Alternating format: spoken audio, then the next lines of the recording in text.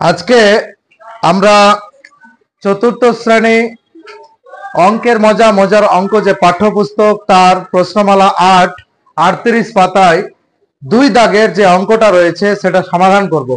বলেছে সবচেয়ে বড় সাধারণ গুণনীয়ক নির্ণয় করে, মানে নিচের প্রশ্ন জোড়ার মধ্যে সাধারণ গুণনীয়ক নির্ণয় করতে হবে এবং সাধারণ গুণনীয়কের মধ্যে যেগুলো বড় তা নির্ণয় করতে হবে। তাহলে আমি প্রথম 2 এর ক নম্বরের অঙ্কটা করি। সবাই দেখতে পাচ্ছ যে 2 এর ক অঙ্কটা রয়েছে 6 এবং 8। এই একটা সংখ্যা জোড় দিয়েছে। এই সংখ্যা জোড় আমাকে যেটা নির্ণয় করতে হবে সেটা হচ্ছে আলাদা আলাদা করে আমি কি করব, যে গুণনীয়কে ফ্যাক্টরে বা উৎপাদকে বিশ্লেষণ করে নেব। যেহেতু জোড় সংখ্যা 2 দিয়ে যাবে, কয় দিয়ে 6, হ্যাঁ 3 একে 3। এবার আমি এটাকেও ভাঙবো, 8 রয়েছে, যেহেতু জোড় সংখ্যা 2 দিয়ে যাবে, 4 2 8, 2 2 4। সুতরাং এখানে লিখবে, সুতরাং 6 এর গুণনীয়কগুলি হলো, কি লিখবো, গুণনীয়কগুলি হলো,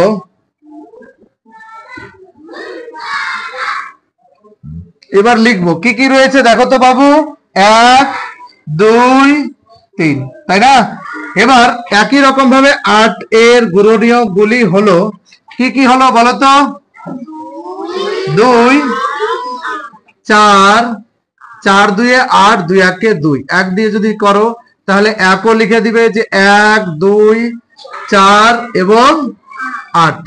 প্রত্যেকটা সংখ্যা সে নিজেও তার গুণনীয়ক, এটা মনে রাখবে। প্রত্যেকটা সংখ্যা সে তার নিজেরও গুণনীয়ক হবে, অর্থাৎ 6 এর গুণনীয়ক 6 হবে সর্বোচ্চ যেটা বড়। এবার লিখবে যে 6 ও 8 এর সাধারণ গুণনীয়কগুলি হলো, 6 ও 8 এর সাধারণ গুণনীয়কগুলি হলো, সাধারণ গুণনীয়কগুলি হলো,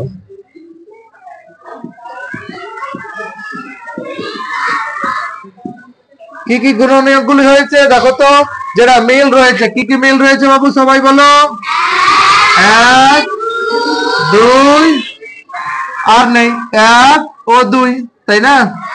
বা 1 2 ও লিখতে পারো। এবার সবচেয়ে বড় গুণনীয়ক কোনটি, সুতরাং এখানে লিখে দিবে 6 ও 8 এর সবচেয়ে বড় গুণনীয়কগুলি হলো, সবচেয়ে বড় গুণনীয়কটি হলো, গুণনীয়কটি যেহেতু একটার কথা বলছে সুতরাং একটাই হবে, গুণনীয়কটি হলো কি হলো বলতো, কোনটা বড়, 2।